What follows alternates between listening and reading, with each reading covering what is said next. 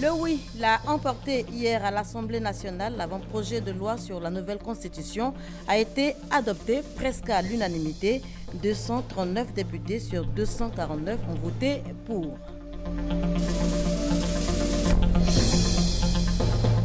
Deux agents de police condamnés pour le meurtre d'un jeune homme de 14 ans à Assini. Ils ont été reconnus coupables et écopent de 15 ans d'emprisonnement ferme pour l'un et de 6 mois de prison pour l'autre. Des dépôts de déchets non conformes découverts à Yopougon derrière la zone industrielle.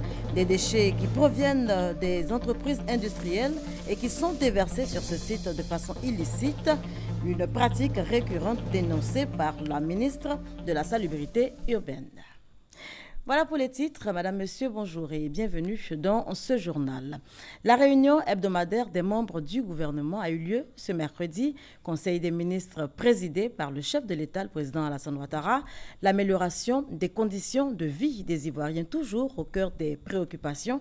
Nous y reviendrons dans le journal à 20h. Mais avant, sachez que le chef de l'État a officiellement lancé hier mardi la campagne pour obtenir un siège de membre non permanent au Conseil de sécurité des Nations Unies pour la période 2018-2019.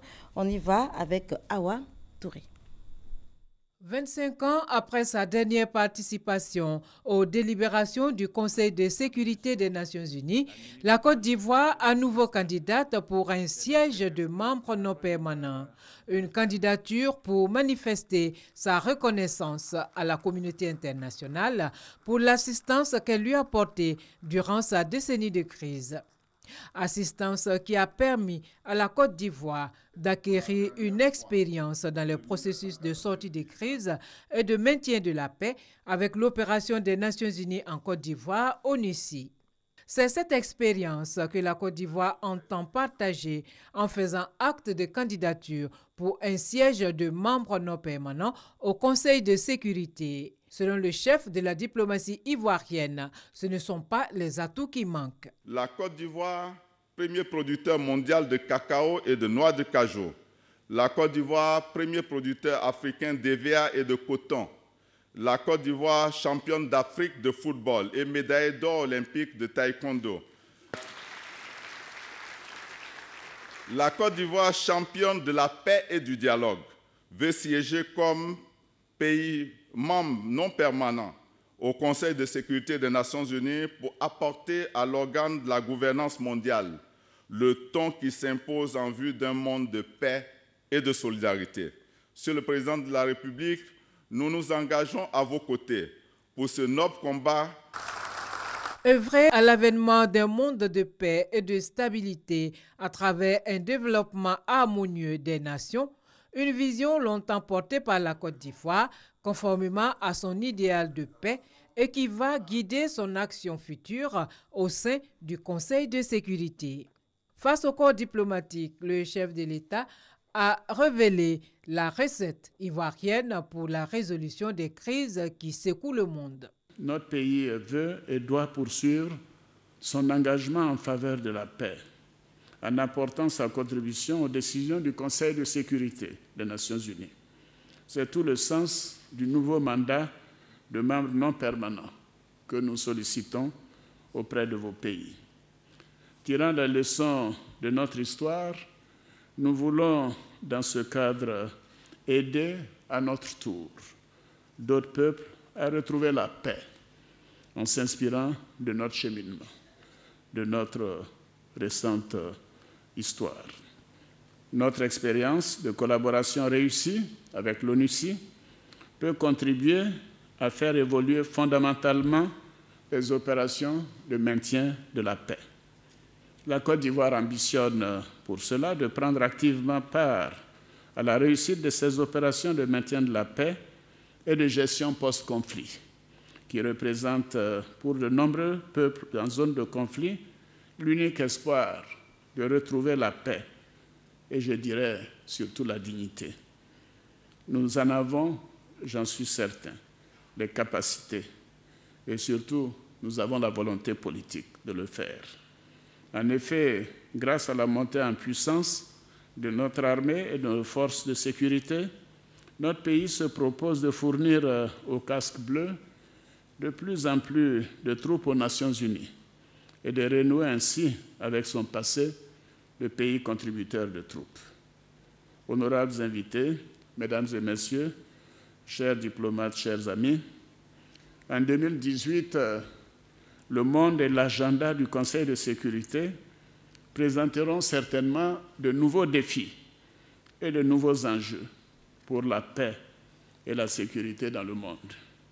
Compte tenu des violences auxquelles nos pays sont déjà confrontés et afin d'épargner à notre siècle de nouvelles tragédies humanitaires, la Côte d'Ivoire entend porter la voie de la prévention, car c'est par là qu'il faut commencer. Il s'agira pour mon pays d'inviter le Conseil de sécurité à se pencher sur les facteurs qui pourraient engendrer les conflits de demain et les moyens à même de prévenir leur apparition ou d'en gérer les effets. Il ne faut pas attendre que la crise se produise. Je reste convaincu que le Conseil de sécurité des Nations Unies doit être principalement l'organe au sein duquel les décisions courageuses doivent être prises pour éviter à nos peuples et à nos États, surtout les plus fragiles, les conflits et les guerres, avec leur lot de détresse et de souffrance. Et nous en avons vécu l'expérience. La Côte d'Ivoire a besoin du soutien de tous ses amis. Oui, vous êtes tous présents et je vous en remercie. C'est pourquoi je voudrais inviter le corps diplomatique accrédité en Côte d'Ivoire à être, cette fois-ci, des ambassadeurs de la Côte d'Ivoire auprès de vos différentes capitales, à l'effet d'obtenir leur soutien à la candidature de la Côte d'Ivoire. Je sais compter sur vous. Pour sa candidature, la Côte d'Ivoire peut déjà compter sur 2 soutiens de poids. Ceux de la CEDEAO, la Communauté économique des États de l'Afrique de l'Ouest, et de l'Union africaine. Le oui l'a emporté hier à l'Assemblée nationale. L'avant-projet de loi sur la nouvelle constitution a été adopté presque à l'unanimité. 239 députés et sur 249 ont voté pour, 8 ont dit non et 2 se sont abstenus. Alexis Ouedraogo. 10h45, Soro Guillaume ouvre la plénière. Un seul point à l'ordre du jour à l'hémicycle, l'avant-projet de loi portant nouvelle constitution de la République de Côte d'Ivoire. Nous avons pour cette séance 239 députés présents sur 250 siégeants. Le quorum, qui est de 126 députés présents, est atteint et nous pouvons valablement délibérer. La commission des affaires générales et institutionnelles est à la barre. Elle donne lecture du rapport de la session du vendredi 7 dernier. Cet avant-projet, qui s'inspire des valeurs démocratiques ainsi que de l'histoire politique et constitutionnelle de la Côte d'Ivoire et préserve certains acquis, propose un nouveau pacte social.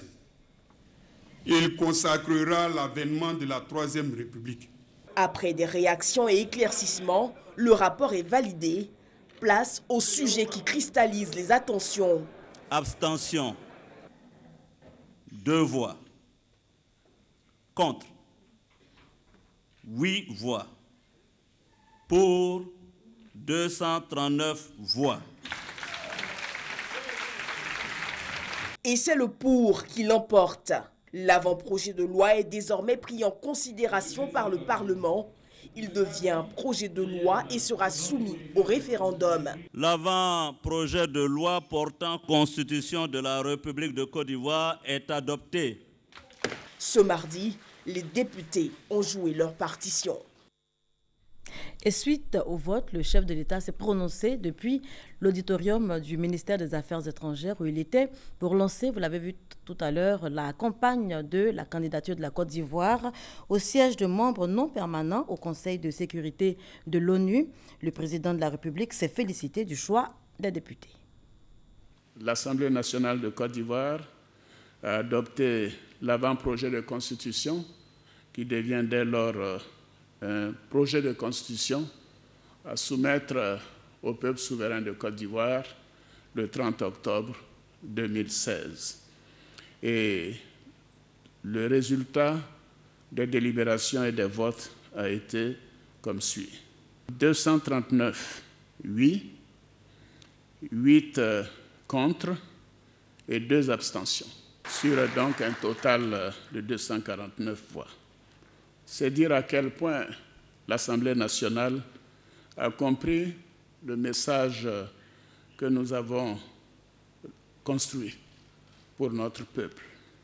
Tout à l'heure, j'ai eu à m'entretenir avec le président de l'Assemblée nationale et aussi avec notre aîné, le président Henri Konan Bédié.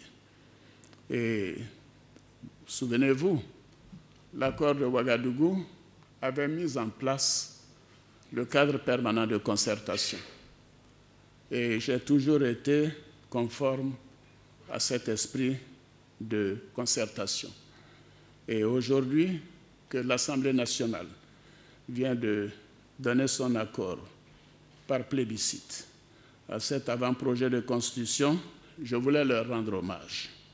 Et je voudrais commencer par remercier les députés et bien évidemment le président de l'Assemblée nationale en tête et le président du groupe parlementaire. J'ai dit au président Bédié toute ma gratitude, car nous sommes concertés à chaque étape. Et je veux dire à ceux qui en doutent que notre souci, c'est de préparer l'avenir, c'est de transférer le pouvoir à une nouvelle génération dès 2020. Qu'il n'y ait pas de doute là-dessus. Je lui ai dit que cette constitution est un acte important pour notre pays. Il s'agit de bâtir une Côte d'Ivoire moderne, de bâtir la stabilité sur une longue période, pour des générations. Je lui ai dit que la paix se construit et se mérite. Et c'est l'objectif de cette Constitution.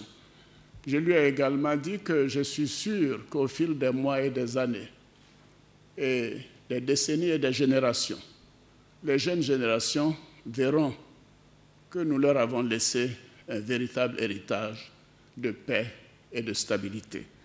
Je voudrais donc insister sur le caractère historique de ce vote. Bien évidemment, ce n'est qu'une étape, puisque le 30 octobre, le dimanche 30 octobre, nous aurons le référendum. Et les semaines, les jours qui viennent, nous permettront d'expliquer à nos concitoyens encore plus en détail notre volonté de renforcer la paix et la stabilité pour notre pays, de préparer les prochaines générations, car en fait, la réussite se mesure après, pas avant ou pendant que l'on est au pouvoir. Je voudrais donc vous dire que cette Constitution apporte à notre pays des perspectives de stabilité, de paix, et je voudrais saluer à nouveau les députés et à leur tête le président de l'Assemblée nationale pour son engagement pour cette journée historique. Et réaction justement du président de l'Assemblée nationale, Guillaume Soro, qui s'est également réjoui de l'issue du vote. Mesdames et messieurs les députés, nous sommes 250 députés siégeants. La majorité des 2/3 des membres de l'Assemblée nationale requise pour l'adoption des projets de loi organique exige 167 votes pour. À l'issue du vote, ce jour, nous avons obtenu 239 voix. Je voudrais simplement vous dire que grande est notre satisfaction et nous avons le sentiment du devoir accompli. Je voudrais dire à mes collègues députés que tout ce qui est dans ce projet de constitution, rien dans ce projet de constitution ne m'est étranger. Le président de la République lui-même, m'ayant fait confiance, quand il a décidé de procéder à l'écriture d'une nouvelle constitution, si je n'ai été, peut-être pas le premier, mais certainement le deuxième, à qui le président de la République a confié son intention, sa vision, sa philosophie sur ce texte constitutionnel. C'est pourquoi il est important de savoir que la Constitution, la loi fondamentale d'un pays qui est comme l'ADN de ce pays, ne peut être compris et dans la lettre et dans l'esprit que si on a la vision et la philosophie de celui qui en est l'initiateur, en l'espèce, le président de la République. Je m'en vais vous dire que, bénéficiant de ce privilège fortement apprécié, j'ai été à ses côtés pour co-penser, réfléchir l'actuelle Constitution. Si vous observez avec pertinence et vigilance, ce qui ressort de la philosophie du président de la République, sa constance permanente au fil des différents articles de la Constitution, c'est la stabilité de la Côte d'Ivoire que le président Ouattara recherche. Et on change complètement de sujet. 2 agents de police condamnés pour le meurtre d'un jeune homme de 14 ans à Assini. Ils ont été reconnus coupables et écopent de 15 ans d'emprisonnement ferme pour l'un et de 6 mois de prison pour l'autre. Abou Sanogo. 15 années de répression pour le sergent-chef de police Koumignon Bleué Edouard et 6 mois pour le sergent Dali Dimi Bonaventure. Ils ont été reconnus coupables pour des faits de violation de consignes, d'omission à porter secours et de meurtre d'un jeune homme de nationalité libanaise âgé de 14 ans le 16 mai dernier dans un petit village de Péché à Assini. C'est le verdict prononcé par le tribunal militaire d'Abidjan. À la barre, les 2 prévenus ont indiqué que l'acte posé était involontaire. Mais dans son réquisitoire, le commissaire du gouvernement, le colonel Ange Kessi Kwame, a estimé que le délit était constitué. L'acte posé ne pouvant bénéficier de circonstances atténuantes, Ange Kessi a requis 20 années pour le sergent-chef Koumi et 12 mois pour le sergent Dali Bonaventure. Ce qu'a rejeté la défense qui a demandé la relaxe de ses clients pour infraction non constituée. Après plusieurs heures de débat et de plaidoirie, le tribunal a rendu son verdict. Verdict approuvé par les avocats de la partie civile et la famille de la victime Yassine Ryan. Le commissaire du gouvernement Ange Kessi Kwame entend poursuivre la lutte contre l'impunité au sein des armées. La population et les citoyens leur font confiance, non pas pour les tuer, mais pour les protéger.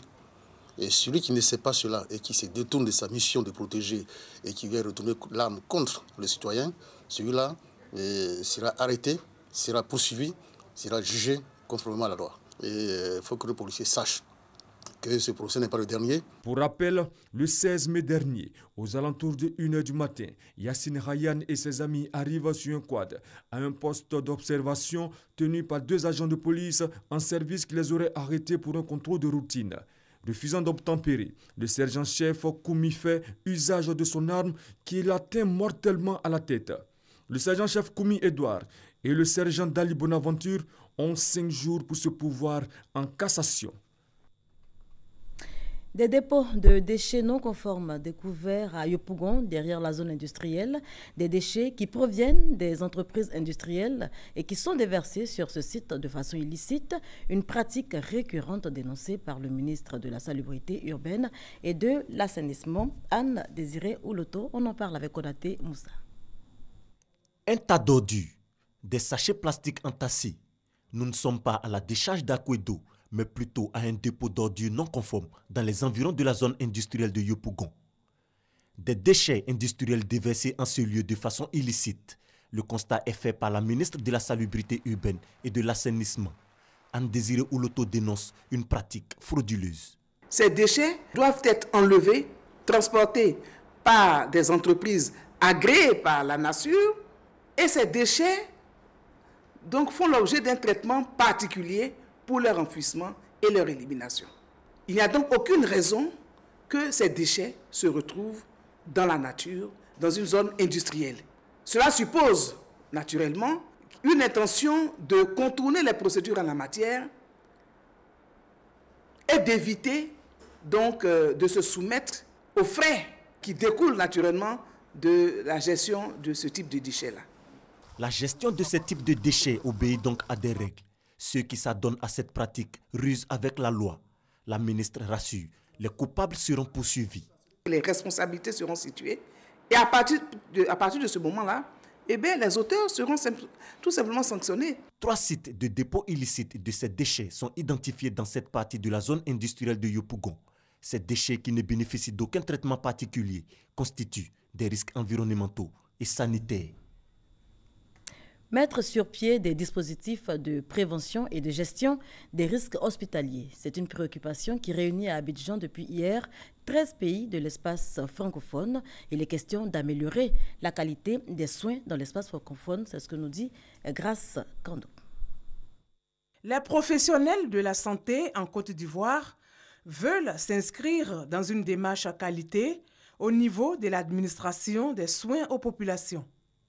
C'est tout le sens des 2e journées de formation et d'accompagnement des acteurs de santé de l'espace francophone qui réunit 13 pays à Abidjan. On vise l'amélioration des soins que nous donnons, mais nous devons pousser l'action sur toutes les démarches d'évaluation. Une chose est de poser l'action, mais il faut l'évaluer pour voir si on a posé l'action conformément aux normes, aux référentiels établis en la matière.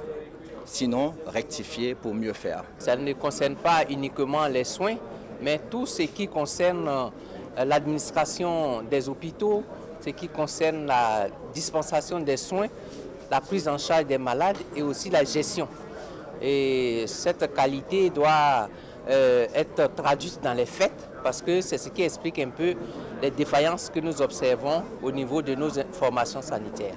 L'accréditation et la certification des établissements de santé sont aussi au menu de cette rencontre. En France, on pratique la certification maintenant depuis près d'une vingtaine d'années. Et donc on en connaît les écueils, on en connaît les réussites. Et je pense que c'est intéressant de pouvoir venir rapporter ici ce qui marche et ce qui marche moins bien. Ces 2e journées seront l'occasion d'offrir un cadre d'information et de formation aux professionnels de la santé sur les démarches d'évaluation pour la mise en place des dispositifs de prévention et de gestion des risques hospitaliers. 3e édition du Salon de l'emploi et des carrières. C'était du 3 au 4 octobre dernier. L'événement a enregistré la présence de plusieurs chefs d'entreprise, une opportunité en tout cas pour les demandeurs d'emploi. C'est ce que nous dit Koné Pargassoro. Jeunes diplômés, candidats à la recherche d'un emploi et salariés désireux de changer d'orientation professionnelle. Tous présents à la 3e édition du Working Planet, le rendez-vous de l'emploi, des carrières et des opportunités de rencontre entre entreprises ayant des postes à pourvoir et candidats à la recherche d'un emploi. Ce forum est aussi le lieu de faire découvrir les différentes formations ou évolutions professionnelles possibles et assister à des conférences sur l'emploi et l'économie, mais aussi échanger avec les multinationales installées en Côte d'Ivoire et hors de la Côte d'Ivoire, les entreprises nationales et les petites et moyennes entreprises. Nous souhaitons offrir une véritable visibilité sur les débouchés des métiers d'avenir et leur évolution au sein du marché ivoirien, permettre le lien avec les entreprises en quête de personnes compétentes, disposant d'idées neuves et d'une motivation absolue. L'un des plus grands défis auxquels la Côte d'Ivoire doit faire face constitue le chômage, le sous-emploi et surtout l'emploi précaire. Face à ces défis, de nombreuses initiatives sont menées tant au plan institutionnel que stratégique par le gouvernement ivoirien et ses partenaires en vue d'infléchir la courbe du chômage des populations et leur permettre d'accéder à un emploi décent et productif afin de voir ainsi leur existence s'améliorer. Ce forum est également le lieu pour les chefs d'entreprise de découvrir toutes les solutions pour faire évoluer leurs activités. Comme les éditions passées, le rendez-vous de l'emploi, des carrières et des opportunités de rencontres entre entreprises et candidats à la recherche d'un emploi a vu la participation de plus de 35 entreprises ivoiriennes et plus de 10 000 visiteurs.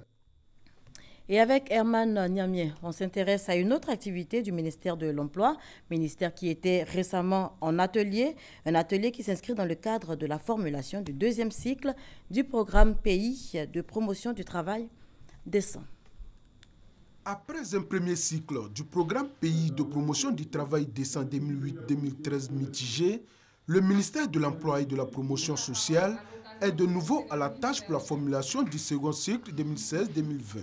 Cette fois-ci, un comité de pilotage et de suivi du PPTD composé de tous les acteurs a été mis en place. Le travail décent, on va dire, s'appuie sur 4 piliers essentiels, c'est-à-dire garantir aux travailleurs un emploi productif, une rémunération susceptible de leur permettre de vivre dignement. Pour la formulation du second cycle du programme Pays de promotion du travail décent, les initiateurs entendent s'appuyer sur le programme national de développement PND 2016-2020. Maintenant que le plan ivoire est sur la voie de l'émergence, vous pourrez être assuré qu'avec ces éminentes prises ici présentes, nous allons formuler cette fois-ci un programme qui sera tenu dans toutes ses composantes. La représentante du directeur pays de l'Organisation internationale du travail, Sophie Konenk, souligne que cette rencontre est importante parce qu'elle s'inscrit dans le processus de construction du programme de coopération entre le BIT et la Côte d'Ivoire. Ouvert le lundi 10 octobre, cet atelier national tripartite de formulation du programme Pays de promotion du travail décent 2016-2020 s'achève ce mercredi 12 octobre. On évoque à présent le calvaire de ces apprenants qui parcourent des kilomètres et des kilomètres à la recherche du savoir, un véritable calvaire pour ces élèves ou étudiants qui utilisent différents moyens de transport pour arriver à l'école ou à l'université à l'heure. Stress, retard, fatigue, leur quotidien n'est pas de tout repos. Le constat de Astou Touré. Les moyens de transport sont bons, pourvu qu'ils arrivent à l'heure à l'école. Élèves ou étudiants, ils sont nombreux à parcourir des kilomètres pour rallier leurs établissements ou leurs universités. De la maison à l'école, la distance pas facile. J'ai quitté la maison à 5 h, l'arrêt de Yopougon. Quand je suis arrivé là-bas, il y a un bus qui est déjà parti. Donc je suis arrivé en retard à l'école. Il y a eu 2 heures d'absence. Alors que chez nous là-bas, 2 heures d'absence, ça fait moins de 2 sur la conduite. Il est 17h30, nous sommes à Cocody, précisément au carrefour de la vie. À un arrêt de bus se trouvent des étudiants qui, ayant fini les cours plus tôt, attendent en vain un autobus pour regagner leur domicile. Nous sommes là depuis 1h30. On attend le bus et ce n'est pas arrivé. J'attends un peu pour voir. S'il n'est pas encore arrivé, j'emprunte le Baka pour pouvoir rentrer à la maison. Amandine Ouattara et ses camarades du lycée, après une longue attente devant l'école à la recherche d'un véhicule, décident de rallier à pied le carrefour de la vie pour y emprunter un autobus ou un Baka. Le retour, à ce moment-là, on était obligé de marcher pour venir à la vie parce qu'il y avait beaucoup d'élèves. 18h30, aucun bus ne pointe du nez. Les élèves fatigués se laissent gagner par l'impatience. Quand arrivera le prochain bus? Qu'importe la fatigue, il faut continuer à attendre. Les moyens faisant défaut pour emprunter un autre véhicule. Je peux venir m'asseoir ici de 16h jusqu'à 18h, ou parfois 19h avant d'avoir le bus. Les conditions financières, qui sont le plus souvent difficiles. Donc lorsque nous finissons les cours, nous sommes dans l'obligation d'attendre le bus pour rentrer à la maison. Cette situation n'est pas sans conséquences sur les études. Le bus vient à 20h, 20h30. Le temps d'arriver à la maison, c'est trop tard. Donc 22h, 21h30, tu arrives à la maison, tu es tout fatigué. Pour pouvoir étudier, même tu as des problèmes. À l'université Félix Houphouët-Boigny, le constat est identique. L'angoisse se lit sur les visages. Une longue file d'attente. Ici, le mot calvaire est le quotidien de ces apprenants. Ils se réveillent à 4 heures pour certains, 5 heures pour d'autres. Les apprenants sont souvent exposés à des agressions de toutes sortes. Devant l'ampleur de la situation, certains tentent de trouver une solution, l'autostop. Ils préfèrent jouer à ce jeu malgré les risques. Je fais l'autostop souvent quand ça va pas en tout cas. Quand je n'ai pas d'argent pour emprunter, je fais l'autostop. Élèves ou étudiants, tous n'ont qu'un rêve, celui de voir ce calvaire prendre fin. Ils proposent que le gouvernement mette à leur disposition un véhicule spécialement pour leur transport. Et nous nous intéresserons à présent aux activités du ministère de l'enseignement technique. Sachez que le BTS a enregistré 58,64% de réussite cette année. Début de mue pour le centre de formation professionnelle de Korogo, des travaux dans le cadre de la deuxième partie du programme d'appui à la mise à niveau de la formation professionnelle et à l'insertion des jeunes, Proform, financé par l'Union européenne pour environ 20 milliards de francs CFA et exécuté par l'ONUDI. Au total, 11 établissements bénéficiaires de réhabilitation et d'équipement pour 10 milliards 400 millions de nos francs pour hisser la formation professionnelle aux standards internationaux. À terme aussi, les entreprises seront partie prenante de la formation. Objectif, adéquation formation-emploi pour l'insertion des jeunes et déjà des avancées avec le Proform. À ce jour, 5 530 jeunes, dont 582 femmes, ont été formés par ce programme qui a ainsi dépassé l'objectif initial qui était fixé à 5 000 jeunes. Les capacités des personnels de la formation technique et professionnelle ont été renforcées. L'offre de formation diversifiée avec la mise en place de formations qualifiantes courtes dans 15 métiers et 14 centres de formation. Le projet Proform a démarré en 2012 avec la rénovation du centre de formation professionnelle de Ferkessédougou et le centre d'enseignement technique de Bouaké sur fond du Japon. Sa phase 2 en cours d'exécution a été officiellement lancée le 30 septembre dernier par le Premier ministre Daniel Kablan-Duncan à Jacquesville. Vous l'avez certainement rectifié par vous-même. On faisait plutôt le point avec Léon Brou de RTI Bouaké. Le point donc de l'atelier des acteurs de l'enseignement technique. Il faisait donc le bilan du programme Proform. Je vous en donnais tout à l'heure écho. Les résultats définitifs du brevet de technicien supérieur BTS 2016 sont connus. Après l'étape des réclamations, 26 511 candidats ont été déclarés admis sur plus de 46 000. Le taux de réussite est de 58,67%. En image à présent pour terminer cet attentat visant la minorité chiite en Afghanistan, une vingtaine de morts enregistrés, 2 mosquées ont été attaquées alors que la communauté célébrait l'Ashura. Le rituel de l'autoflagellation, c'est l'une des plus grandes commémorations chiites à Kaboul. Merci de nous avoir suivis.